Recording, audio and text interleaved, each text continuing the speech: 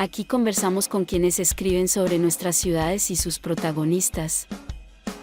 Esto es Terraza, con Nicolás Valencia. Hola, ¿qué tal? Hoy conversamos con Guillermo Wisnik, arquitecto, teórico, vicedecano de la Facultad de Arquitectura y Urbanismo de la Universidad de Sao Paulo y autor de En la Niebla, que se publica en español por primera vez con la editorial Bifurcaciones en Chile. ¿Cómo estás, Guillermo? Muy bien, muchas gracias. Primero que todo, ¿de dónde surge esta idea de la niebla como paisaje de incertidumbre? Porque es lo que engloba esta serie de ensayos del libro. Sí, bueno, yo empecé, esa era mi tesis doctoral en la facultad y yo ya llevaba un tiempo aproximando producciones de arquitectura con artes visuales. Y me fijaba que había algo nuevo en la arquitectura contemporánea. Las pieles, se dice, ¿no? Sí. Las pieles de este vidrio un poco nebuloso, ¿no? Que no es tan transparente, translúcido. Y al mismo tiempo trabajos de artistas con humo. O sea, trabajos de arte de donde se adentra un espacio que ya no se ve muy bien.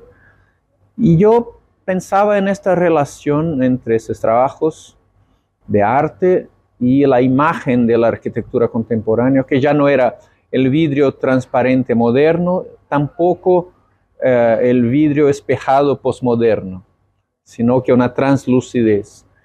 Y estaba pensando que era como un zeitgeist, o sea, un espíritu del tiempo contemporáneo donde la no visibilidad total podría ser pensada como metáfora de un estado de cosas. Eso está ahí. Yo terminé la tesis doctoral en 2012, ya hace tiempo. Y el libro fue publicado en Brasil en 2018. En estos 6 años yo estuve investigando más, porque como pensé, no, esa imagen de la niebla sí puede ser una buena metáfora del mundo contemporáneo, pero para eso tengo que estudiar un poco más. Y ahí ya no solo arquitectura y arte, sino que también tecnología, porque los clouds de la internet, ¿no? Esas informaciones que están como nubes flotando en el aire, así como el capital financiero de la economía postcapitalista, también funciona como nubes. Y ahí cuando me di cuenta, fue la idea del libro, ¿sí? Sí, se puede pensar el mundo contemporáneo intentando ver todo eso al mismo tiempo. Claro, es un libro que, dependiendo del ensayo, la arquitectura tiene un rol secundario o un rol donde refleja tu visión del mundo contemporáneo. Una de las cosas que me llama la atención del libro es que tú precisamente identificas que la aparente transparencia de los edificios corporativos en realidad es falsa, porque en realidad esa opacidad se da a nivel de la estructura. Sí, es eso. Había en el momento moderno como que una creencia en la verdad, ¿no? Esa idea de verdad que estaba muy asociada a la visibilidad. O sea, el iluminismo occidental tiene que ver con esa idea de que si tú ves, si todo es claro, es la verdad. Y la verdad te da acceso a las cosas mismas. Y, o sea, tiene un lado ideológico muy fuerte y político también. Pero esto durante un tiempo tenía su sentido, pero después se empezó a percibir que tal vez no era así tan cierto, ¿no? O sea, tú puedes ver algo y todo está claro, pero las relaciones sociales y políticas que están por abajo no están claras. Y entonces la visibilidad no quiere decir inmediatamente que la cosa sea verdad. Y eso hoy tiene un nuevo sentido porque estamos viviendo en un mundo donde la noción de verdad está muy en causa. O sea, durante las décadas postmodernas, los años 70, 80 y después, se hizo un esfuerzo por derrumbar esta creencia moderna en la verdad, ¿no? Entonces, no hay una verdad, sino que muchas verdades parciales, y todo es discurso. Pero hoy, cuando se hacen todas esas fake news y las distorsiones, estamos de nuevo en un punto donde tenemos que pelear por la idea de verdad. Pero la pregunta también que queda es, ¿eso quiere decir que vamos a volver a una arquitectura de la transparencia? No me parece. Claro, sería muy lineal. Y si uno piensa en el siglo XX o fin del siglo XX, una serie de proyectos públicos, generalmente legislativos, como el Reichstag, que trataban de incluir la transparencia como algo literal, pero haciendo la analogía con edificios corporativos, no quiere decir que sean instituciones transparentes. Hay algo que me hace mucho sentido, tú lo dijiste, esta es una tesis que termina el 2012, investigas, lo publica el 2018, llega a Chile y Argentina de forma simultánea este año, y sigue siendo muy fresca. Y algo que me llama bastante la atención es que ante un mundo que se acabó esa dualidad y hablamos más de fluidez, género, orientación sexual, visiones de mundo, arte, hay un populismo de extrema derecha que intenta volver a esa lógica de, bueno, esto es blanco y esto es negro. Una respuesta quizá un poco como desesperada ante un mundo que cambia, ¿o no? Gracias por tu pregunta, es muy buena. Es verdad, es así, porque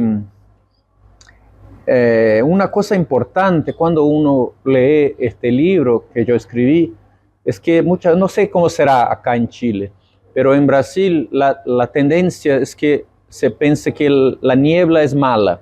O sea, niebla quiere decir falseamiento, ocultación. Y no es, ¿no? Hay algo de malo y hay algo de bueno, o sea, es complejo.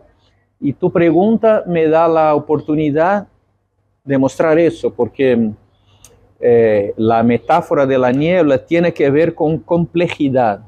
O sea, estamos en un momento del mundo muy complejo, donde muchas cosas están ocultas y es importante intentar verlas de la manera posible, pero el importante es que vivir en la niebla, o sea, vivir en el mundo actual, nos deja el desafío de ver esas camadas de complejidad, que no es más capitalista contra comunista, ni todo eso. Y esos líderes de ultraderecha y mucha gente que está asociada a ese modo de pensar, por una parte son hijos de ese mundo, o sea, vienen de ese mundo de complejidad porque están asociados a esas falsificaciones, distorsiones, manipulaciones de la realidad y todo eso, operan ahí, incluso operan en las redes sociales, operan en la internet, en el cyberspace. O sea, son hijos de la niebla, pero recusan la complejidad y quieren volver a un mundo más sencillo, más simple, donde hay los malos y los buenos. Y entonces tienen que volver a una situación del blanco y del negro, o sea, del malo y el bueno, y restaurar una dualidad que ya no se puede restaurar. O sea, no se puede volver atrás. Es claro, conservador, es regresivo y todo eso. Y entonces estamos en la situación de sostener esta complejidad e intentar ver cómo es posible vivir en la niebla. Al mismo tiempo, es un discurso que entrega una respuesta fácil o sencilla a algo que es complejo. ¿Cómo ves en esta misma lógica a la izquierda operando en este escenario? Porque sabemos qué propone la derecha, pero la izquierda parece ser que está siempre como atrás, como no tiene una claridad respecto a qué quiere ofrecer. ¿Cómo lo ves? Pensando también en el contexto, que el contexto de Brasil es muy distinto al de Chile o al de Estados Unidos, pero hubo una estadía de extrema derecha mundial.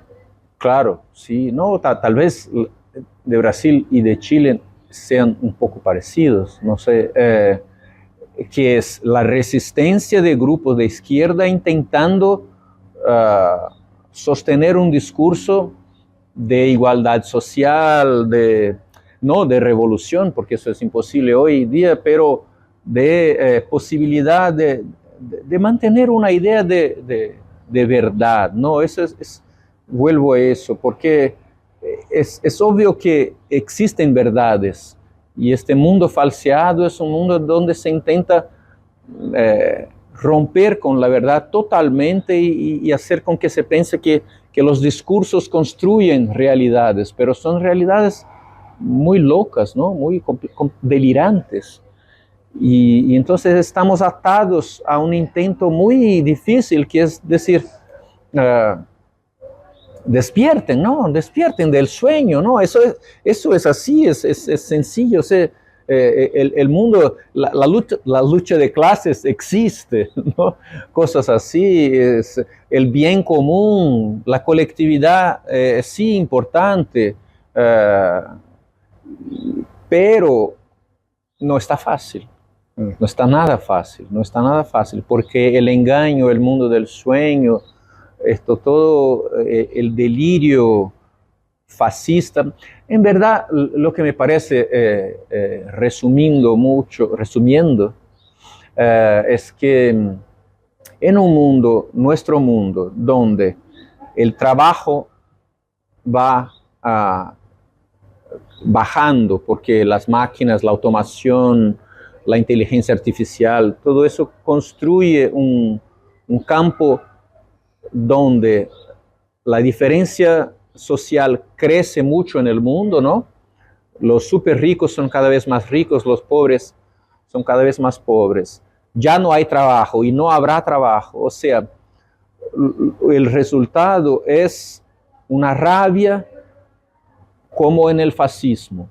O sea, mucha gente que tiene rabia, que encuentra apoyo en la religión y que que hay la tendencia a creer en líderes populistas de extrema derecha. Y el discurso de la izquierda, o sea, un discurso del siglo XX que fue creado después de la crisis de 29, un discurso de socialdemocracia, ya no encuentra posibilidad. Eso es difícil. Sí. Hablaste de rabia y algo que también hablas es sobre esta, te cito, Gran Neblina de junio del 2013 en Brasil. Sí. Y la describes como donde los deseos eran múltiples y difusos, y es inevitable pensar en la crisis social en Chile del 2019, donde también los deseos eran múltiples y difusos. Sí. Y lo que une parecía era la rabia. Sí. ¿Cómo nos enfrentamos a este escenario tan difuso? Pero la diferencia es que en Brasil en 2013, cuando el estallido de las calles surgió bajo un tiempo de más de 10 años de gobierno de izquierda. Y el cambio fue exactamente hacia la derecha. Y en Chile me parece que es al revés, sí, ¿no? Y eso es buenísimo. Cuando miramos a este estallido en Chile, era como una esperanza, porque estábamos viviendo en Brasil el horror. Y es así. Entonces muchas veces esos intereses difusos, esta niebla tiene que ver con eso. Claro, hay mucha gente que está de repente junto, pero pensando cosas opuestas.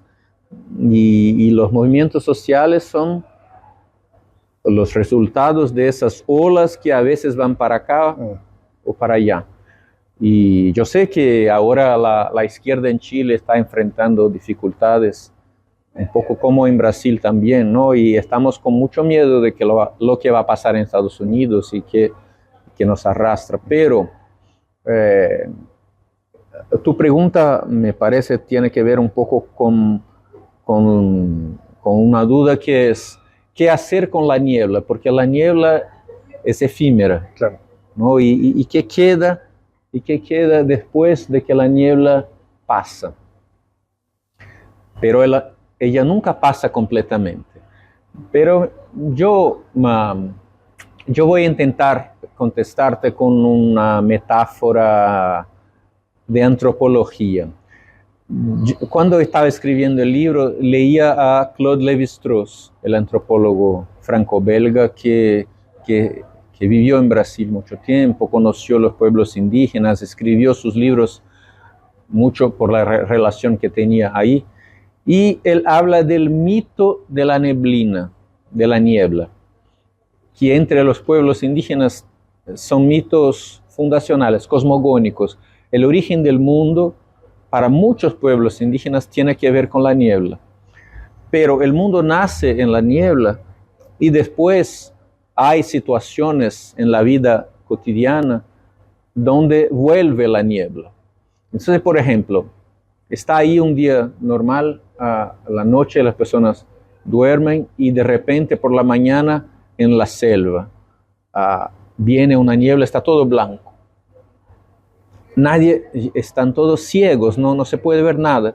Y pasa así todo blanco por un tiempo. De repente cuando la niebla se va, todo cambia. O sea, el jefe ya no es más el jefe, los padres no tienen los mismos hijos. Eso cambia, o sea, la niebla tiene para esos pueblos un rol de cambio. Y yo sé que estoy hablando como metáfora, pero quiero intentar usar la metáfora para pensar nuestro mundo. O sea, tal vez esa niebla que nos atrapa, que parece que nos paraliza, puede ser un momento de cambio muy fuerte. Hola, hacemos esta breve pausa para invitarte a que nos sigas en Spotify y nos evalúes con 5 estrellas. O bien, nos veas en YouTube y te suscribas y nos des un like. Sigamos. Hay una idea que tú mencionas que cita mucho el desastre nuclear de Chernobyl del 86. Y citas a Ulrich Beck y que la sociedad no se puede ocultar tras muros, todos somos vulnerables, el COVID lo refuerza, y nos enfrentamos a situaciones como la de crisis climática, que por un lado nos hace ver que no hay ninguna diferencia, no hay cómo discriminar, porque el COVID no diferencia si eres blanco o negro. ¿Hay alguna esperanza de un esfuerzo colectivo tras esa neblina? Muy bien. Una primera cosa a comentarte es que sí, hasta los años 80 y parte de los 90, el miedo que el mundo tenía era de una bomba atómica, ¿no? O sea, el fin del mundo era una tragedia, era un evento trágico, muy especial, que de repente podría acontecer. Y después después de la caída del muro de Berlín y este nuevo mundo que ha empezado ahí, tras la crisis climática, lo que estamos experienciando es un mundo donde el fin del mundo ocurre todos los días y muy despacio. Este es el problema, porque ya no se percibe bien. O sea, no es de repente vamos a evitar que eso pase. No, ya está pasando. ¿Y cómo pasa? Despacio. La sensación es que ya no se puede hacer nada. Entonces eso trae una sensación de conformismo muy, muy terrible. Los movimientos sociales que eran organizados ya están así como que sin fuerza. Yo no quiero parecer derrotista, claro que no es así. Tenemos que luchar, pero la lucha tiene que ser contra este sentimiento, ¿no? O sea, encontrar una manera de mostrar, o sea, de traer a público, de que se perciba muy claramente la tragedia de un mundo donde el trágico se disipó. Sí, en esa idea también salimos de esa narrativa donde el enemigo es otro, que es muy claro, y también hablas que en el libro ese enemigo parece estar dentro y que uno es culpable o que de esa autoexplotación. Si uno no parte por uno, difícilmente puede convencer al resto. Parece ser que ese cansancio nos inunda en ese día a día, ese constante fin que tú mencionas. Sí, sí, es así, muy, muy buen recordado y ahí tú me habías preguntado también de la COVID, que tiene que ver con eso. O sea, cuando vino la COVID, la pandemia, mucha gente y yo también, yo tuve mucha esperanza de que la COVID podría ser una manera de crear una alianza global, un sentimiento de colectividad global, de pertenencia a un mismo mundo. O sea, de que ahora sí hay un enemigo, ese enemigo es invisible como la niebla, y la única manera de enfrentarse a este enemigo es que todos estén juntos, o sea, trabajando en conjunto con la medicina, con las restricciones de no salir a la calle, o sea, este sentimiento. Y entonces, te imaginas, yo había publicado el libro en diciembre de 2018 y de repente en 2020 viene la COVID y la COVID era como la comprobación de la idea de la niebla que estaba en mi libro. Entonces, por un lado yo estaba, wow, súper, yo estaba cierto, era correcto lo que planteaba, pero claro, no, estábamos bajo una crisis mundial, una situación terrible de muertes y todo, pero sí, tenía una esperanza fuerte de que podría ser una manera de organización política global y la verdad es que no ha sido, ¿no? O sea, los más pobres estuvieron siempre más afectados por la COVID, las diferencias globales y sociales estaban todas ahí, o sea, no era una cosa de todos somos iguales, estamos juntos, demos las manos y vamos. No, las diferencias se reforzaron después de la COVID. Entonces, en este sentido, esa creencia en la niebla de los indígenas, de que te hablaba de Levi-Strauss, de que después que pasa la niebla puede ser un cambio, era exactamente eso y no ha pasado. La pandemia es también ese ejemplo de que no es un final categórico, no es una bomba, sino que se acaba todo el tiempo. Sí. Y sabemos que la pandemia se acabó, pero no sabemos cuándo. Sí. O si seguimos viviendo bajo esa pandemia.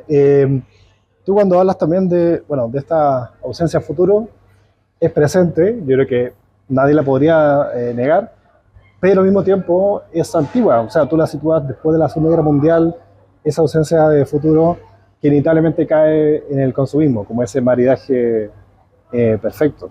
Uh-huh.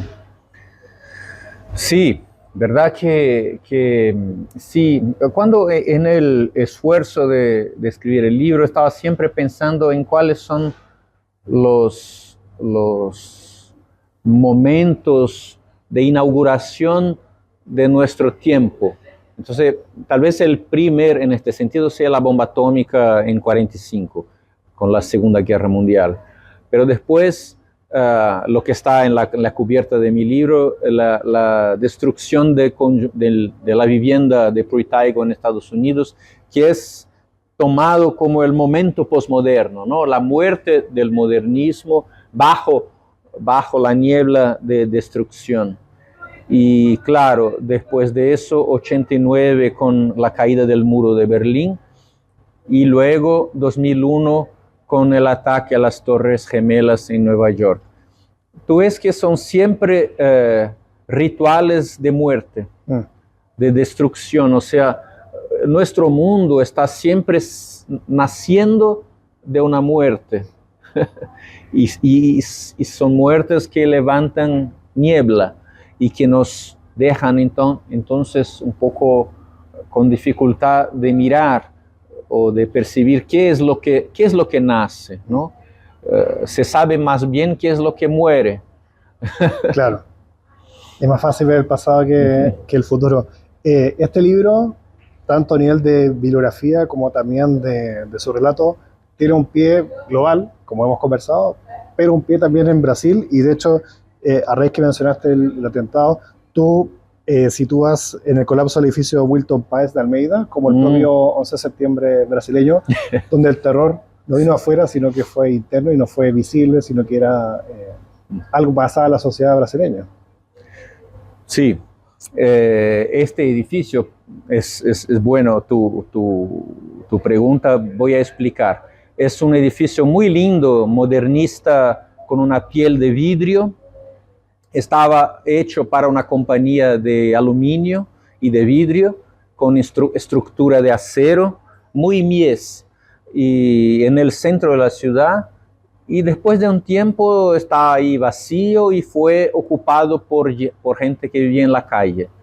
O sea, estaba lleno de gente pobre, estaba así con una situación como hay muchas en Brasil, y me imagino que tal vez aquí, un poco como la Torre David en Caracas. En Caracas, sí. Muy precario.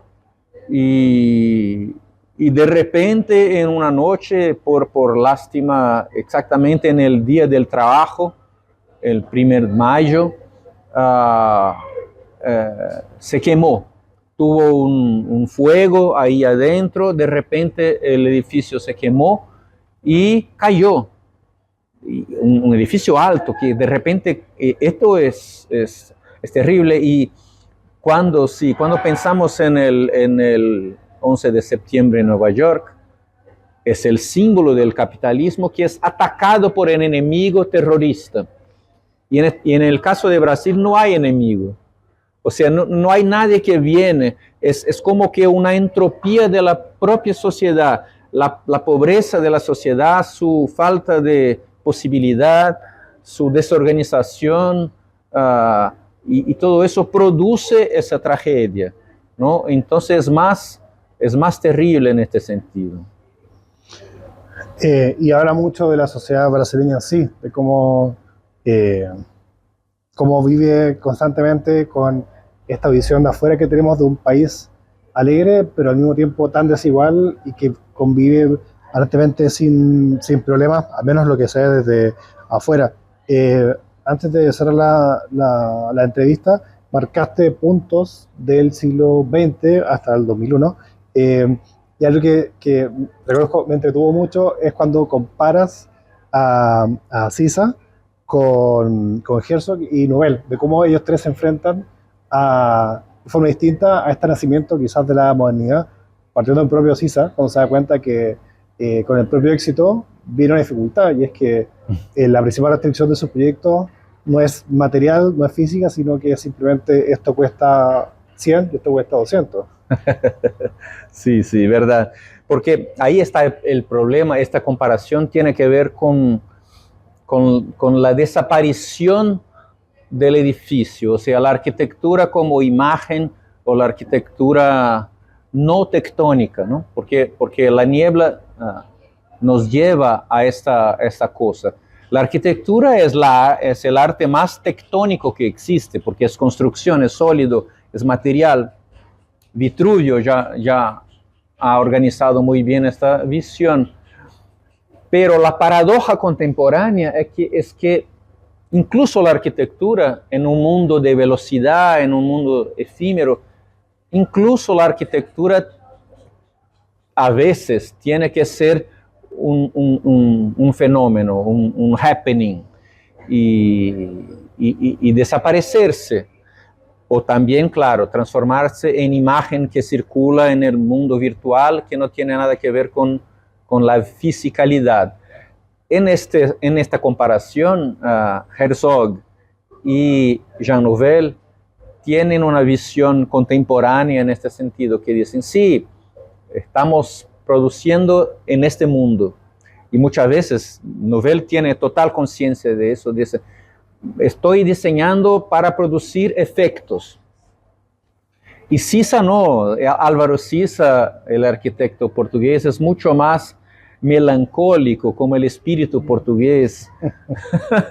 y dice que para él la arquitectura es construcción, que su arquitectura empezó desde los años 50, cuando se hizo toda una pesquisa sobre la arquitectura rural del interior de Portugal, que era de piedra, y él sabía muy bien cómo se construía en el norte o en el sur, y cuando diseñaba estaba pensando en eso. Y de repente cuando empieza a tener suceso y va para Alemania y Holanda y luego a Corea y Asia, ya tiene dinero para hacer todo, las construcciones son globalizadas, ya no puede tener relación con los obreros y eso le lleva a una abstracción total que para él es un sufrimiento. Él dice, no sé cómo trabajar así. Claro, la restricción como en vez de facilitar la creatividad, pasa a ser un problema porque todo es posible también. Todo es posible. Y para él la restricción es fundamental. Claro. Para cerrar, tú planteas también que estamos en una era que es de los medios, de la electrónica, y acá dice, la arquitectura busca cierta desmaterialización. ¿En qué podemos verla hoy en día? ¿O hacia dónde vamos, según tú? Bueno, hay un ejemplo muy lindo en el libro que es el Blur Building de Diller Scofidio. Y claro, no es una arquitectura, es efímera, es un pabellón de una expo, o sea, ha sido construido para durar poco tiempo y era como una experiencia. Y en este sentido es radical, porque aprovecharon la oportunidad para hacer una arquitectura